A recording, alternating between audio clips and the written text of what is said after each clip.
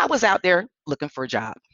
I said, you know what, Shanika, you know what you have to do? You're going to have to drop that Shanika, and you're going to have to go by S Dawn. Let's update this resume because you know how this works. Okay, you know. And I took Shanika off, and at the next day, I received a hit. The next day, it took less than 24 hours of me to. The only thing I changed on the resume was Shanika.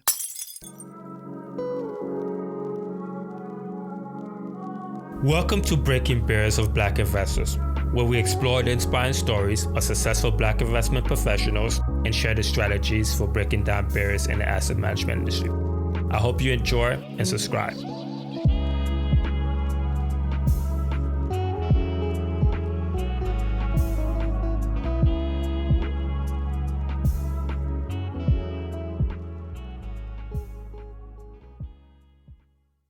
In today's show, I welcome Don Swift, who is the head of research operation at NEPC, a full-service investment consulting firm with over $1.5 trillion of asset under advisement.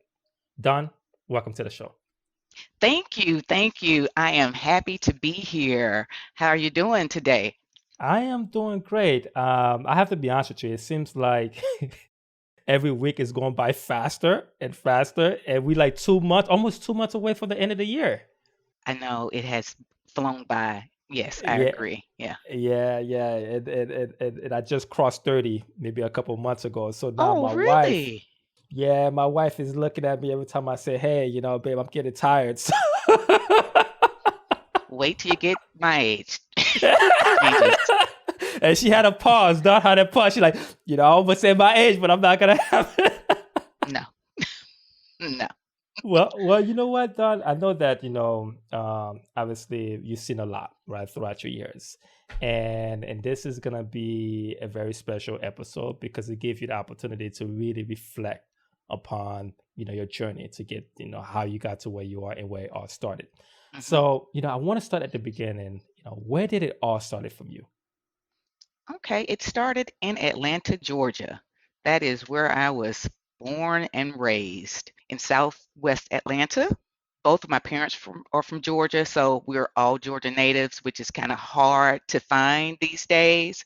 But yeah, are an anomaly. So yes. Okay. I think when I was looking at some of the statistics, right, apparently they said that Washington has one of the most affluent culture in terms of like Black education, Black success.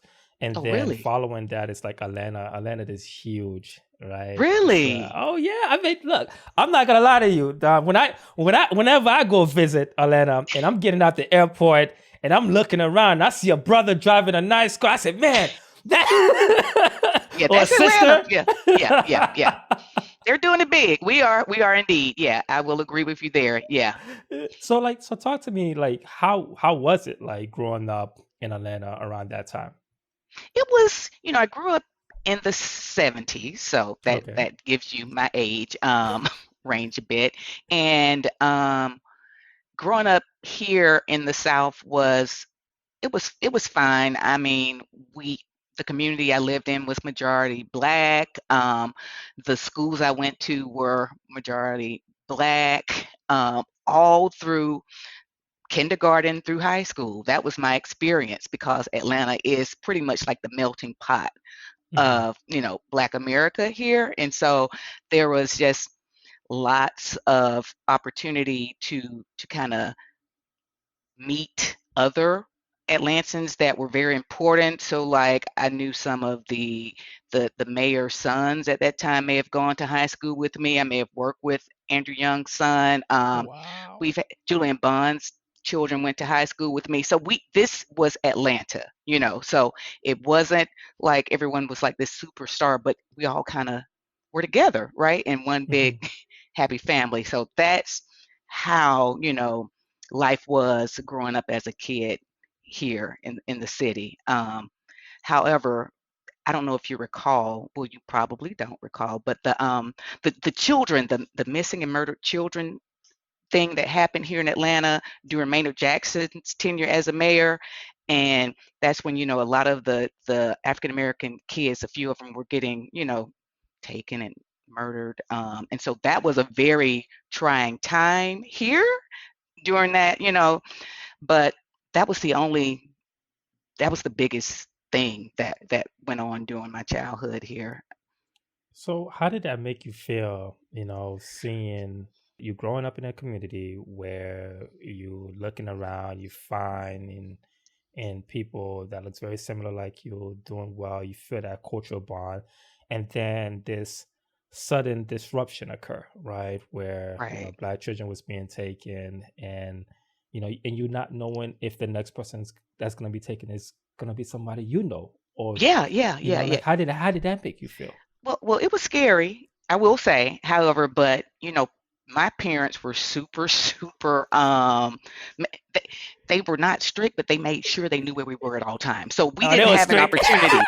Yeah, yeah, yeah, yeah, No, just say how it is. They were strict. yeah.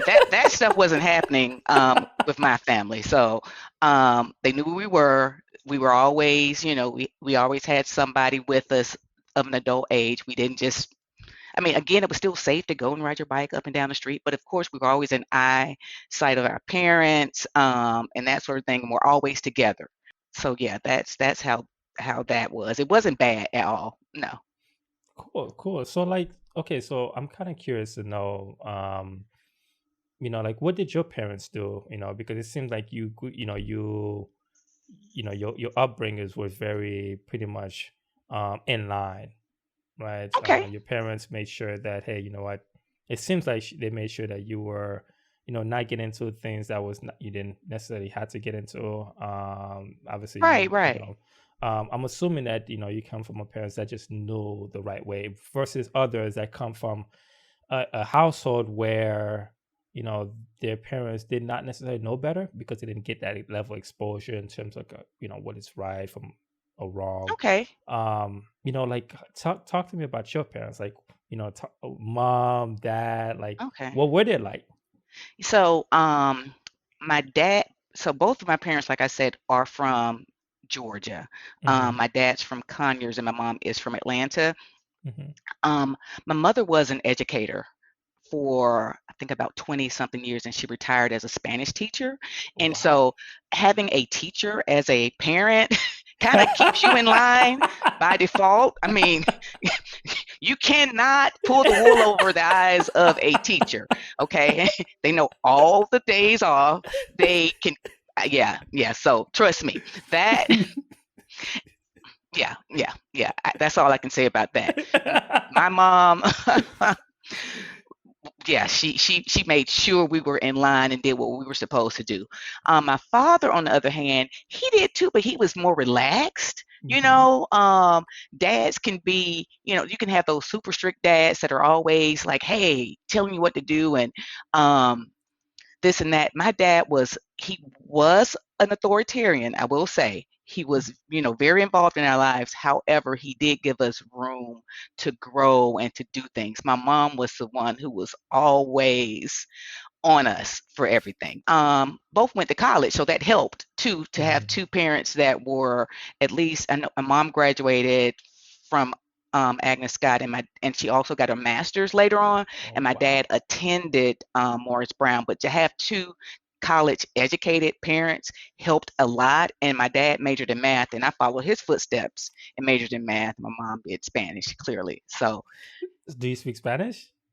I do not, but my mother is fluent, and so is my daughter. Yeah, they are fluent. Okay, so I'm lost, right? Your mother, you told me she talked Spanish, uh, and your mother speaks Spanish fluently. Your daughter speaks Spanish fluently, but what happened to you? Let me tell you, my mom actually got her master's in Spain, the University of Salamanca. Okay, Wow. I just giving you more ammunition as to why I can't speak Spanish. There's no reason in the world why I can't speak Spanish. My mom brings this up all the time. She's like, "You remember when you graduated, you got the Spanish award, and you can't." I don't know. It just if you don't use it, you lose it. I'm a perfect example of that. Okay, and That's true. My daughter That's majored in Spanish. That's why she's fluent. that's true. That's Yeah. true. That is that you know that's one saying, and I think that happens. It's one of those saying that applies across everything, right? Oh, Whether in your absolutely. professional, personal, like if you stop doing something, you lose it, right? Which is an incredible saying. So, obviously you're coming from a household of educated parents, so you Mhm. you had proper guidance throughout your Mhm. childhood, and what I'm curious to know is that how did that guidance help you in terms of when it was time for you to select the university that you wanted to go through? Did you Okay. feel a sense of pressure that you had to attend, or was it like a decision that came from, hey, I want to go to this university. I think they have this program. I see myself doing this. Like, what was that experience like for you? What Okay, so this is what kind of drove my college decision. So, I didn't realize that I really didn't want to move away from home until I went to college. And Oh. I literally went to college down the street from my house, okay? And I still wanted to go home. I wanted to go anywhere but that college. And I chose that college strategically. So my mom was the first African American graduate of the school that I went to, which is Agnes Scott College in downtown Decatur, Georgia. And so when I started looking for colleges, I looked at my mom's alma mater, my dad's alma mater, some other schools, and I thought that number one, I've been in all Black environments all my life. The world is not all Black at all. And I need to be in an environment that I think is conducive to me, a small environment, an all women's environment that can help me kind of integrate to learn more about how to operate in a society that is majority white. And so picking Agnes Scott, I learned a lot of things. Unfortunately, I mean, I got a chance to experience all the isms. I got the sexism, the racism, all in my little, 400 student population in from 1989 to 93 and then 94 when I actually graduated. Um, and so that was the reason for that because I just grew up in a household that was so, centered around African American excellence, which is great because it makes you, to me, a better person. It makes you more proud. It makes you, want to go out and do your best because you know what you come from. You know what I'm saying? And so going to Agnes Scott was, hey, my mom went here. She's the first Black graduate. I'm the first Black legacy. Um, and it was a lot of pressure. I will tell you that I did not want because she was the first. So it was all the hey, here's the first Black graduate's daughter here. Let's do an interview. Is she going to, measure up to her success? And I did not. I didn't. I didn't do what I was supposed to do. I'll tell you that right now. It took. I did not. It, She can't even speak no more. Go ahead, speak the truth, dog. Speak the truth. it, we need to cut this.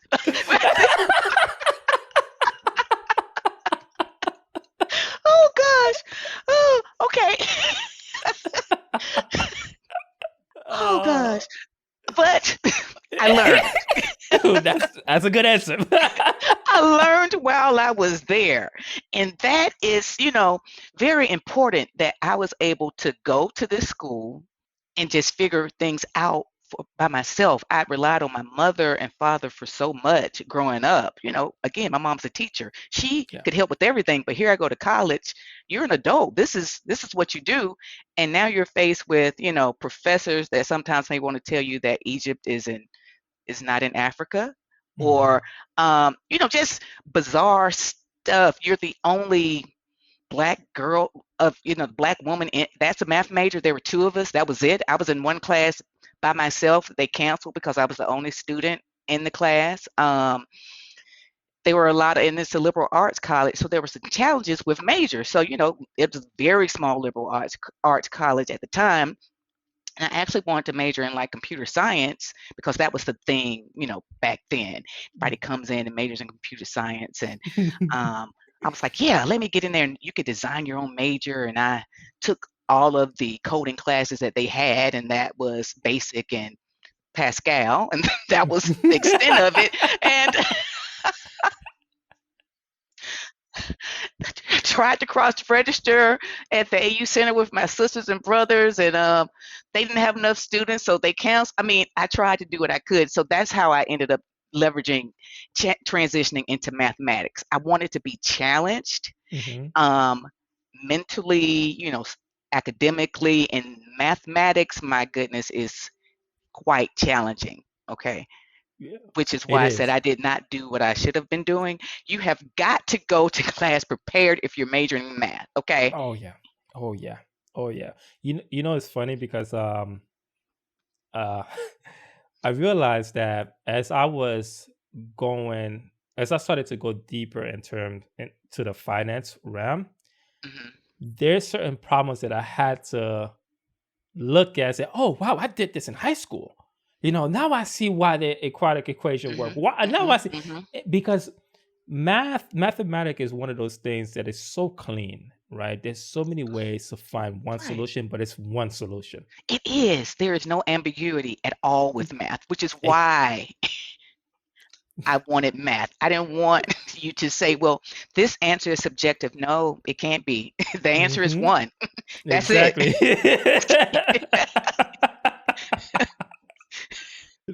That's true. That's true. So now let's go back a little bit because one of the things that you mentioned that stood out to me was obviously you coming from a culture and an environment of community of people who looks like you, who Mhm, pushes, at least in your mind and even in around you, the meaning of black excellence. So mhm. now you're in a different environment, right? And you get an Yeah. exposure to racism, sexism, and all the different things that Mhm, that's tough for a lot of people to pretty much endure, right? mhm. What I want to know is how were you able to get through all those obstacles?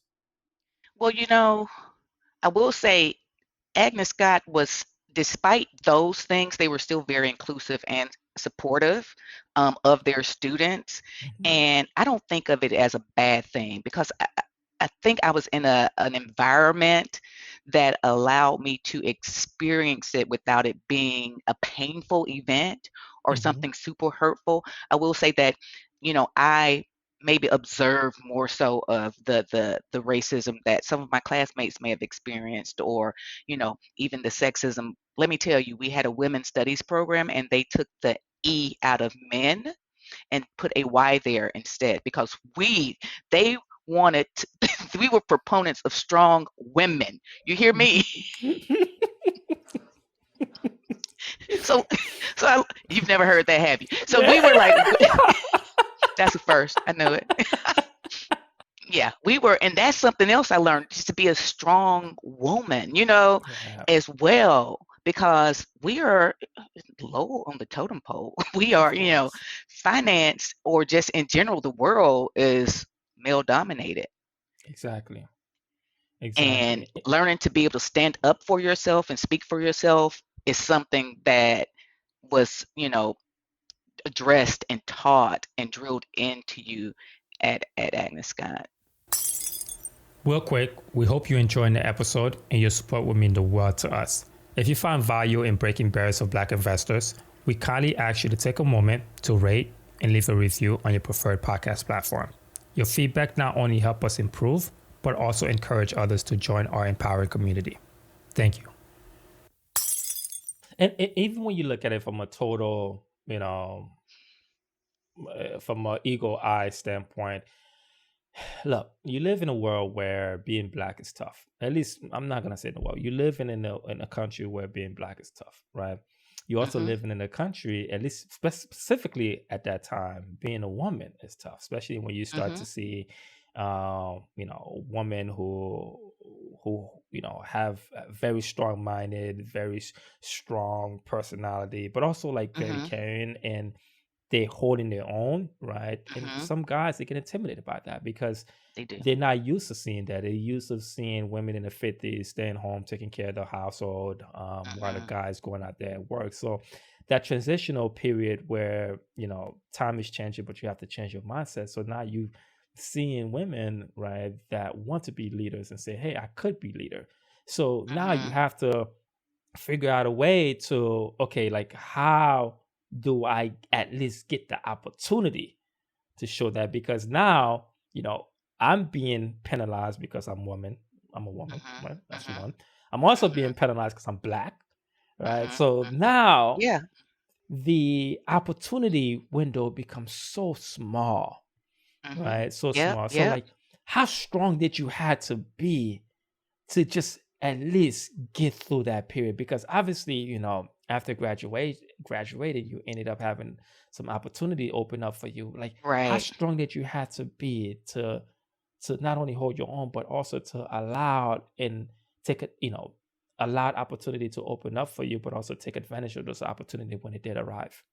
Okay, that's a good question. Happy to answer it. So after graduating, this is happenstance. My first job was at the Federal Reserve Bank of Atlanta, and I Mhm. will say that the way you're looking is how most people look when you hear Federal Reserve Bank. It is a great resume grab. You hear me? It is, and did not know how well that would work out for me because here I am, a new graduate, 21 years old. It's like, hey.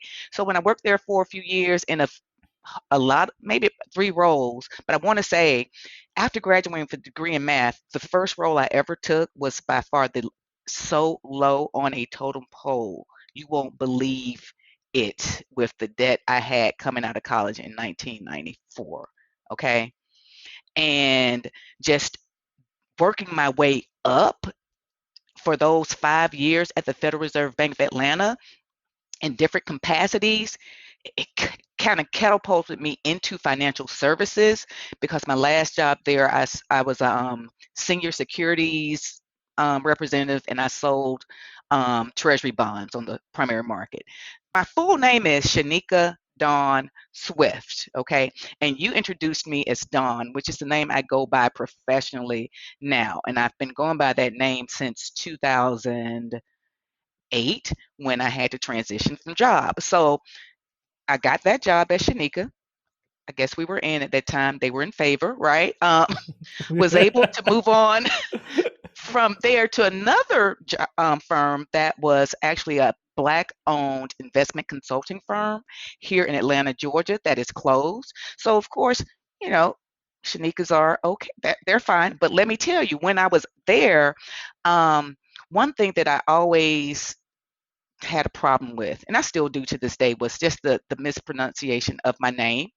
Um, it's not very hard. I mean, it's three syllables, few consonant vowel combinations, nothing to trip your tongue, but it's always mispronounced. And I always get the, oh, that's such a nice name. Oh, that's unique. Oh, this. And so when I joined Gray, one of my colleagues said, well, why don't you go by Nikki?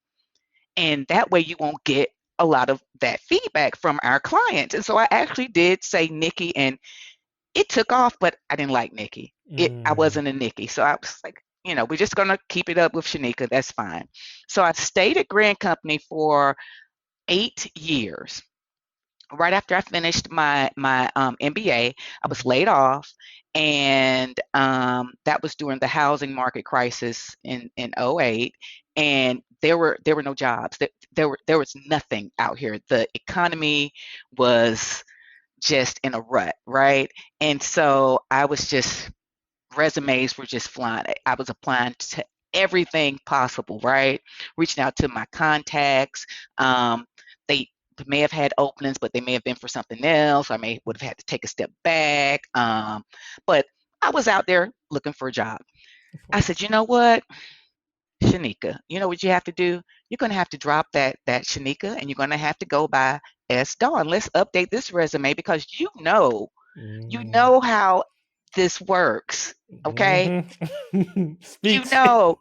And I took Shanika off, and at the next day, Wow. I received a hit. The next day, it took less than 24 hours of me to. The only thing I changed on the resume was Shanika. Wow. That was it. That speaks a lot because, like I was telling you, when the first time you told me that story was, when you hear that name, Shanika, um, immediately you already know, okay, that's a black person. Right? I mean, there's no question about it. There's no if about it. The only thing that you have to distinguish about that person is, okay, where's that person from? Is that a hood person? Is that a person? Like what is it? Like who? What am I gonna get? So most people say, hey, I'm not gonna even go ahead and go through that whole thinking exercise or even taking that chance. Right. I'm just not even gonna consider that person, right? Uh, but it speaks a lot to at least for you or Society. even It society in just general.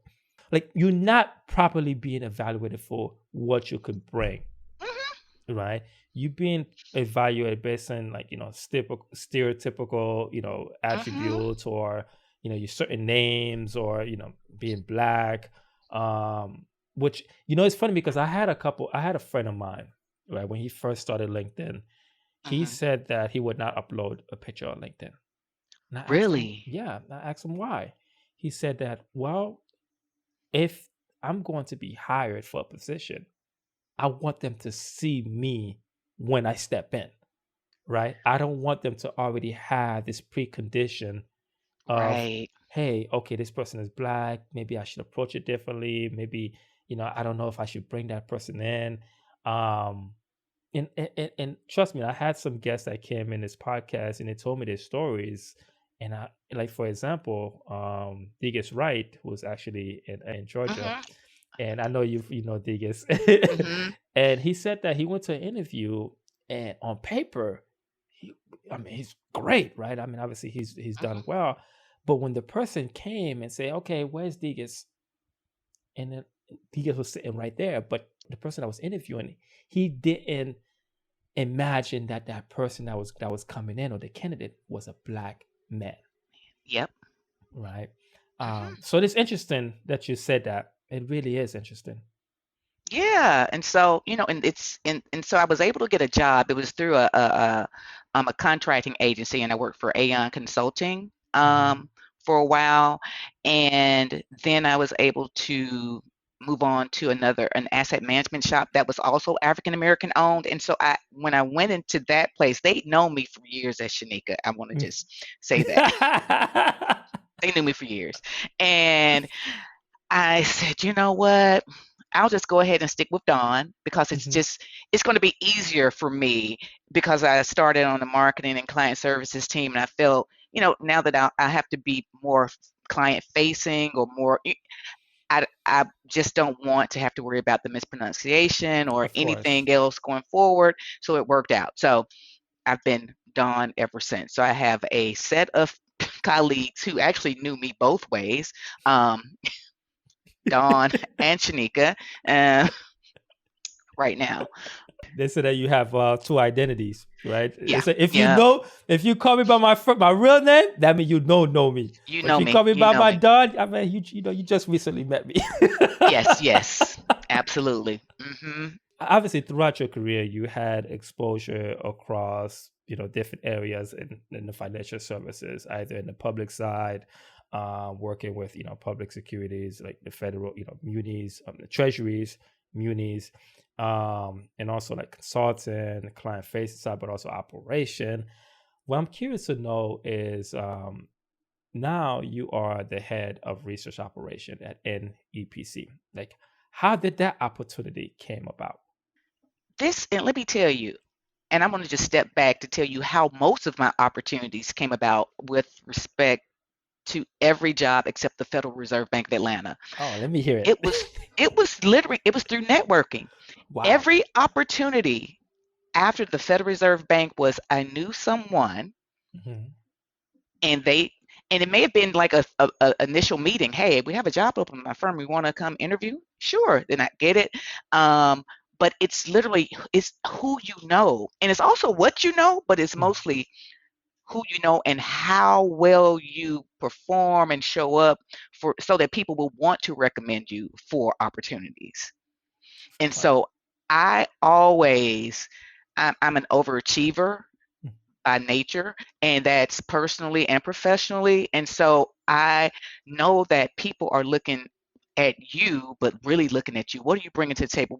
What assets do you bring? How can you make this role better? How can you make the firm better? What are some of, those things? So that's what has happened in all of these instances. So in this instance, I was at investment, and I'd gone over to investment because a former colleague had gone over to investment as well, and she recruited me to run a team.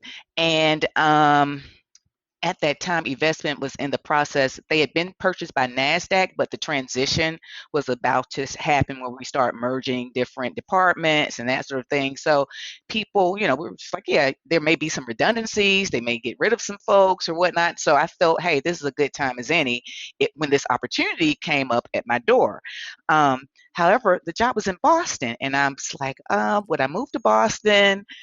It was the pandemic had just started. Oh, Um, and yeah, because it's the pandemic started in 2019, and then 2020 is when I started at investment. And so I've been working remotely anyway, like most people from that beginning of the year to that time. And I said, you know what? Someone mentioned the job opportunity. I said, it won't hurt. I can apply. We'll see where this goes. And I tell you, I had 10 interviews. I've never had 10 interviews ever for anything. and how long was that process? Oh, it was so long. I thought that I didn't get the job.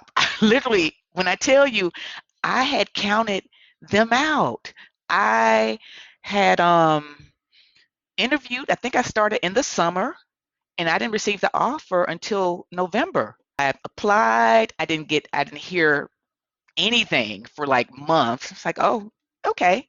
Then I get a call. Yeah, we'd like to interview. I was like, oh my gosh, great. Here's your first round of interviews. And I did that, 5 of them maybe. And then I get another call. Hey, we'd like to interview you some more folks. I'll set those up. And after the last interview, it was like, hey, we'd like to welcome you aboard. Oh, great. And it was, I mean, I was very excited, and I did not have to move. So that was super exciting. And we have an office here in Atlanta that I go to occasionally. So, but my team research was in Boston. That's Boston. where it's based. Yeah. That's amazing. And it's the crazy part about it. Even now, right? I mean, those who are applying and going through the whole hiring process, I mean, it seems like the average time frame is 2, 3 months, right? If not longer, Yeah, right? I yeah. And I mean, you think for have, these high level positions, I think it takes a yeah, little yeah. longer. Let me tell you a story real quick. When I was my first job out of college at Merrill Lynch, I went to 10 interviews as well. Did you? I swear I went to 10 interviews. In Are fact, let you me tell you, serious? I went to 10 interviews. I wrote a business plan and I wrote a marketing plan, and I brought examples, letting them know I spoke to all the financial advisors in that department. So you have to give me a job because I got Are you tired. serious? I swear to God. Wow. But I think but I think the reason why I went through that many interviews and I realized I went through more interviews with other people, it wasn't necessarily because it was a racial thing, because the guy that was making me go through that, he was a black person, right? Oh, He was, really? yeah, he was the top of the top, right? But I Okay. think he wanted me to see what I was getting myself into, because he knows that, hey, if you're gonna come Mhm. into the industry, typically the people that do well, they have a affluent background, but you're coming from Mhm. nothing. So I want you to be able Yeah. to see if you really wanted it, you know. Yeah. I Uh, understand. but Yeah. but now I feel like employers are just playing with you. They're playing with my emotion. They're playing with other people's emotion going through all these damn interviews. Yeah. Yeah, you have to come to the table with a lot more, which is why I did go back and get my MBA later on, um, after undergrad, because I knew I didn't have everything that I needed to be competitive.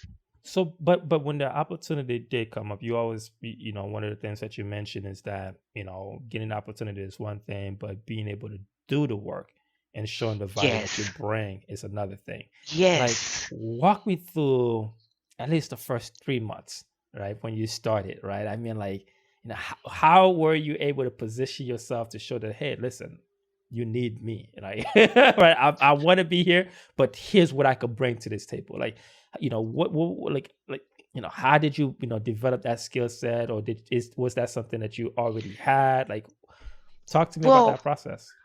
I will tell you, I think everything happened for a reason, and every job that I have had has occurred in that order so that I can be prepared for the job that comes after that job. Mm. Every new task, every new thing I learned helped me in the next job.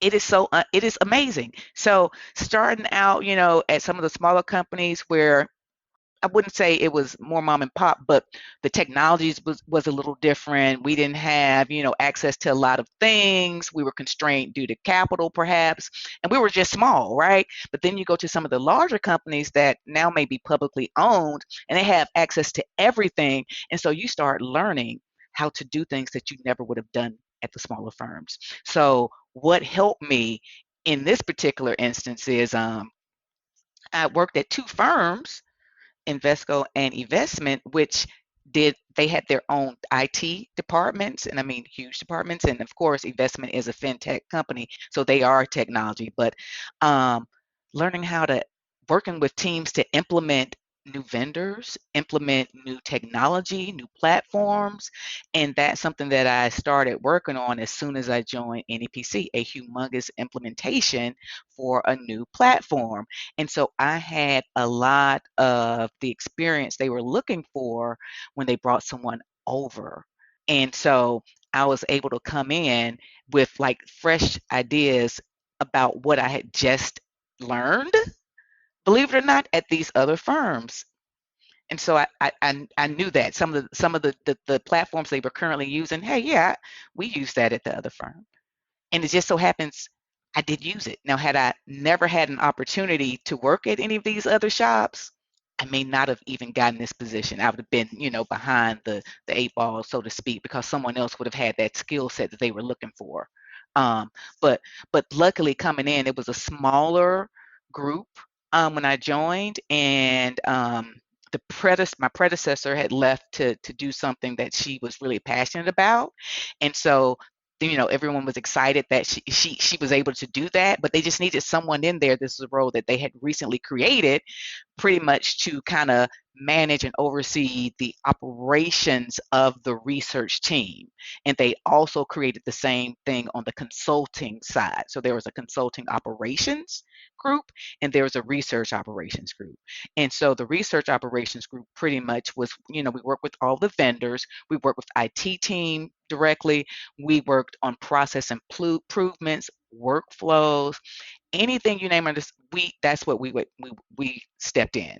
And so managing a team, I built a team of, I think there's seven of us all together. We have two admins that help run meetings, gather materials, create materials.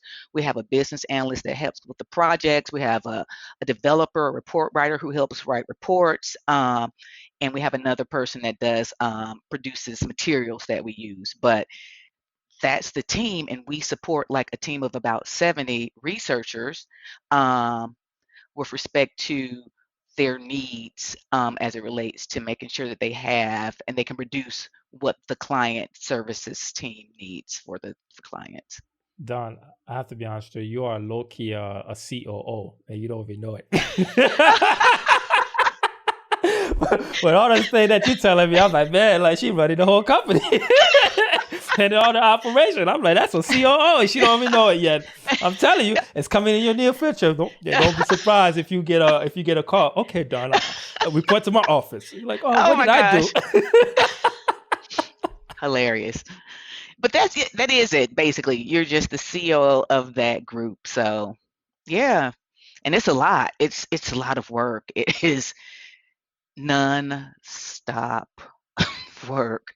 I mean, I had a quick call before this one. It's like, no, I have a heart break, so I can't. Maybe we can get it done in this 5 minutes, but yeah. But they say that as you're starting to go up, you have a lot more responsibilities in terms of like your level of impact that you could possibly have, Hmm. right?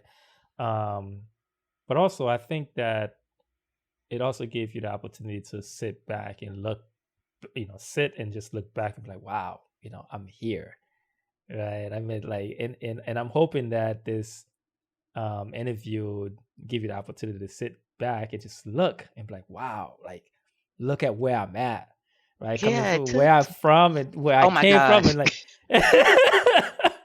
When I tell you, and I'm gonna tell you what I like, this my first job, I was a check processor.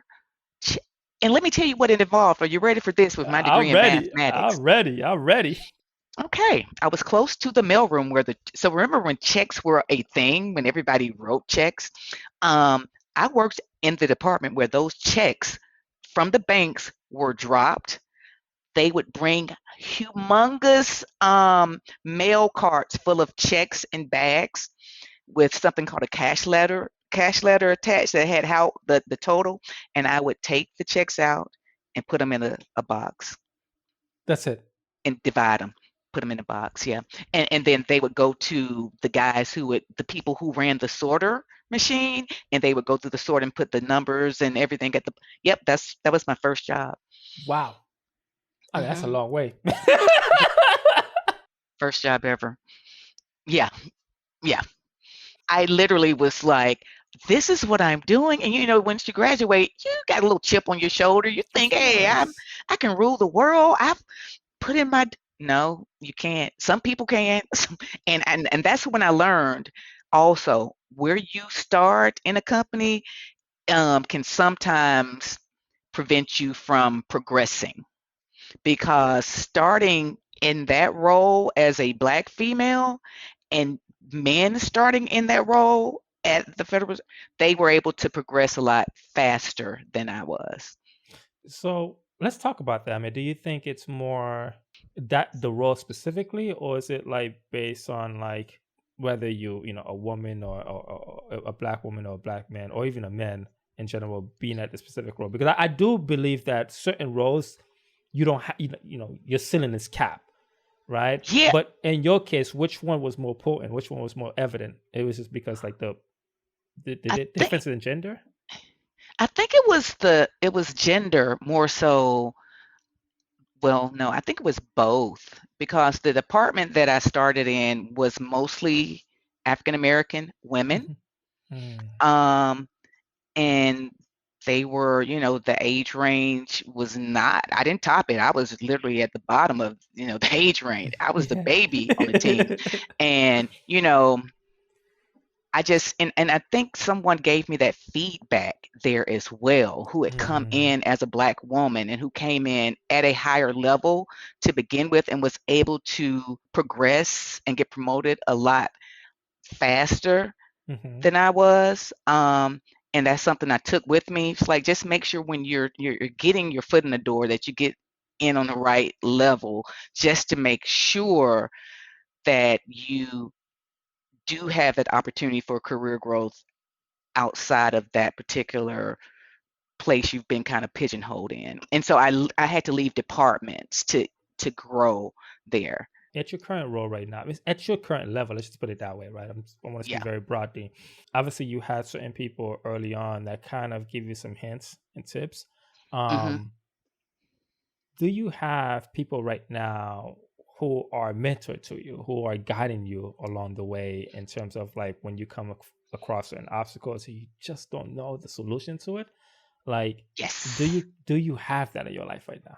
I do. I do. I do. A lot of the folks that I've built relationships with at other firms over the years that were in positions that were more senior than mine, I still connect with, and I can still talk to them and tell them, the things that I'm doing. And I've gotten like feedback that they're just super proud of, what I've been able to accomplish and where I am and what I'm doing.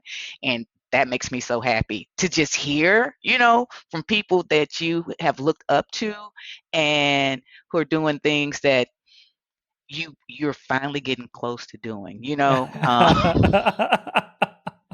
Just like, oh my gosh, I've been patient. I've Of been course. patient. Patience is something that a lot of us don't have, but it is very important to me, Hmm. to stay the course and be patient, because you will be rewarded. Of course, of course. So Yeah. now outside of work, right? Hmm. Um, what I want to know, because I know you're a busy woman. I mean, I'm Yes. pretty sure the moment this episode, this interview finished, your phone would be ringing like crazy. So what I want to know is, like, what do you enjoy doing? Like outside, like, I know people would normally say family, hanging out. Like, what do Hmm. you enjoy doing? So outside of work, I it's not a lot, but I enjoy reading a good book. I like to buy books. So I Okay. go and buy the books. Okay. Um, so I'm an avid reader, have always been. Um, in addition to that, I love working out. Mm. So I actually went to the gym this morning at 5:30 a.m. Oh, you're an early Um, bird. Oh yes, Lord. yes. My wife tried to wake me up early like that. I said, "Baby, you crazy as hell." I said, "You could go ahead. I see you when you come back." I went right Oh back to bed. no, are you serious? I'm dead. I'm No. dead. I'm dead serious with you, dog. Let me Oh tell you something, gosh. dog. I'm not playing that. Dawg, let me tell you, I tried that two. The thing about it is, like, I understand my body. I tried that 3 times with her, and my wife, she has this energy. She go and me. Listen. I gotta get to that level, and in the morning it's Okay. just not it. You know. Okay. Okay. So she. I mean, No. but after work is also an option. So I mean, yeah, dog. But I'm telling you, that 5 a.m. in the morning, you ain't getting me. yeah. Okay, I got you. I got you. Understand. So yes, I am like an exercise fanatic. Any new and latest thing I will try. So I've done the hot yoga, CrossFit, the spinning classes. I used to run marathons. I've Mm, done the gamut. So that's like an outlet for me. It's like a stress reliever. So that's why I like doing that. And then I do some DIY things around the house. So I'm actually right now working on refinishing some desks for my granddaughters. wow. Yeah, so I'm stripping the paint off those. Have to go and do some sanding, some other stuff. My first time trying to do that, but I figured, yeah, yeah. And then let me tell you, I try to find something new to do every year that I Mm, have not done before. And so last year, I bought a bass guitar okay. for my birthday and I started taking bass lessons. I got so busy that I had to stop, but I'm going to start back again. And you're like, that is just really, you decided just out the blue. You wanted to buy a bass guitar. Were you in the band? Yeah, I was in the band. Yeah, I didn't play the bass, but I mean, can you sing though? While you playing the no, guitar? that's not good. No, no, no, No, no, no. no, no. I just need to be in She's the like, nah. no. I just need to be in the back. Just need to be I mean, but so, like, what inspired for you to, like, say, hey, I want to go ahead and get a guitar and just start really, playing? because I like the instrumental version of all most music, right? Okay. And so I really love the bass in most songs. And Mm, I played the clarinet growing up, okay. um, which was clearly not bass. But I said, you know what? I want to play something different. I want to be on a whole different clef, Mm-hmm. bass clef. I learned treble clef, so bought my guitar, bought my bass, bought my amp. I got the entire little shebang. What? Oh yeah, yeah, yeah. I tell you, boy, whenever there's a party at your house, man, that thing be live. It's like a festival. Man, that's Yes, amazing. Like, yeah. music is a good expression of art. It is. It It really is. is. Like, you'd be surprised. I'm one of those big believers in terms of, if you hear certain music, it has an effect in terms of not only your personality but your mood, right? Yes. And if you, like, especially like for me, like whenever it's time for me to take my nap. I was never a nap person, but my wife got me to do it, and I enjoy it now. And I Mhm. keep playing the same music. Your body recognized the mood that you were in when that music first Right. started playing it, and then it just automatically change, take you back to that mood. Absolutely. Yeah, and that's something I did when I did used to run marathons. My playlist, the tempo of the songs Hmm. were based on the miles that I needed to cover, right? So if I Hmm. knew I need to run faster during mile 7 or 8. The beat would be a little faster if I knew towards the end, need to relax a bit. The music would be, if I need to pick me up to get past that 26.2, then it changed, right? Hold on. You said 26.2. You talk about miles? Yes, Oh yes, man, Don. yes.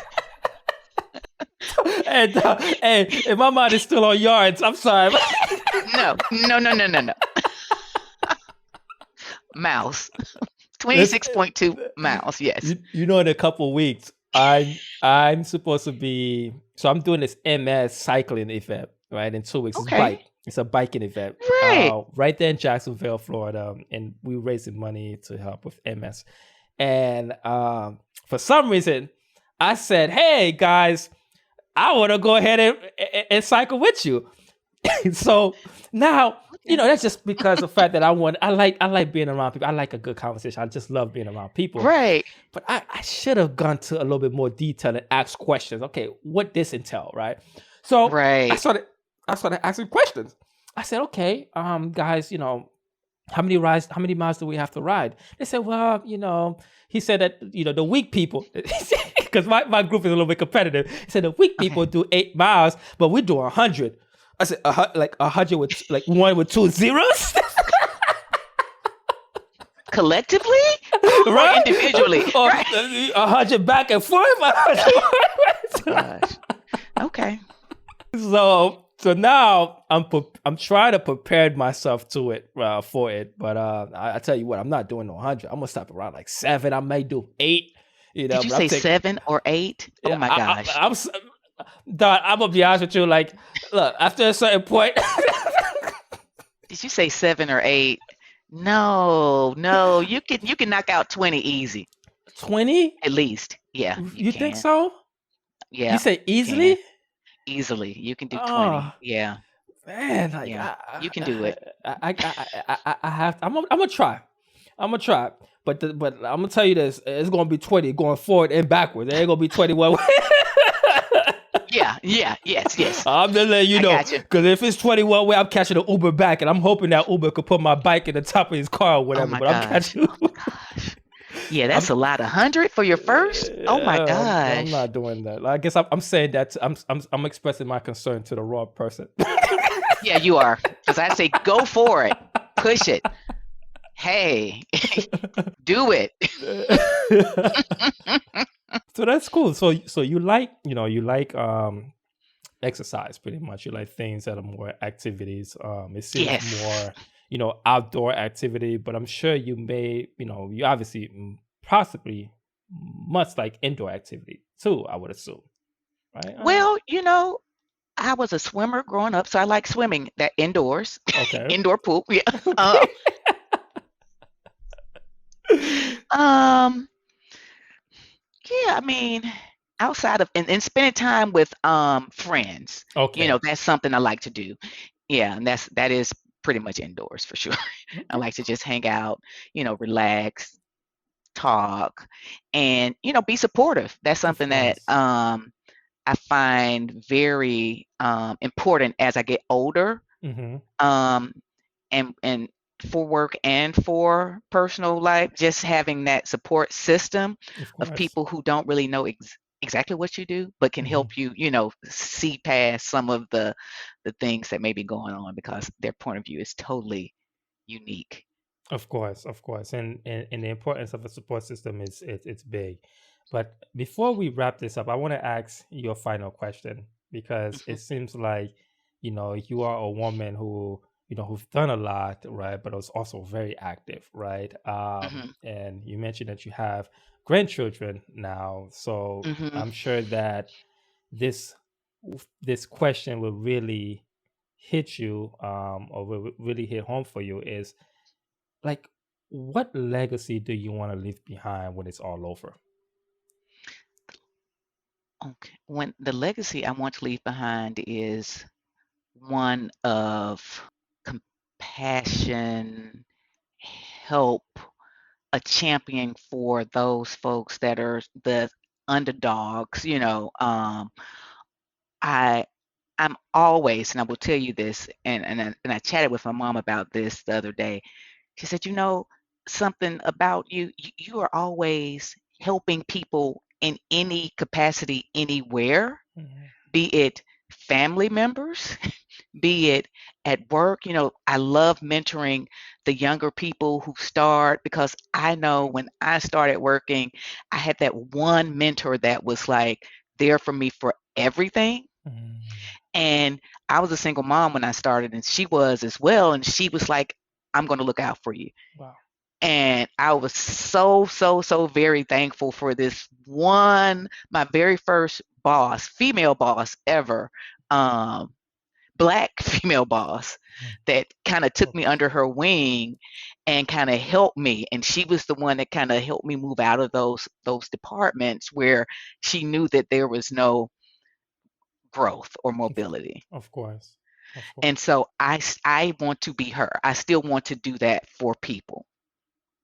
And Wow. I and this, it doesn't even have to be in this industry. I like my friends, even those who are not in finance, those who may, be in hospitality or, customer service.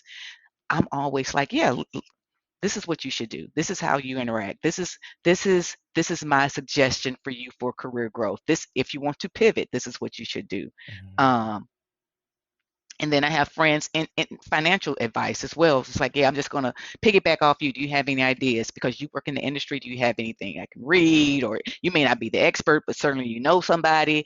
Um, that's what I want to be remembered as, someone who you can come to, you can depend on, who can help you in any situation.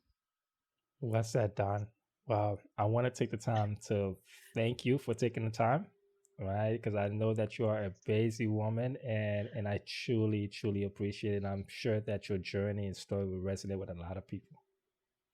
Thank you. Thank you. I really appreciate you reaching out. I really appreciate you connecting, and I can't wait to hear the finished product. Yeah, thank you. Welcome. Thank you for joining us on Breaking Barriers of Black Investors. If you enjoyed the show, please take a moment to rate, review, and subscribe to our podcast. Your feedback fuels our mission to empower and uplift our community. Help us spread the word by sharing our podcast. Thank you for listening.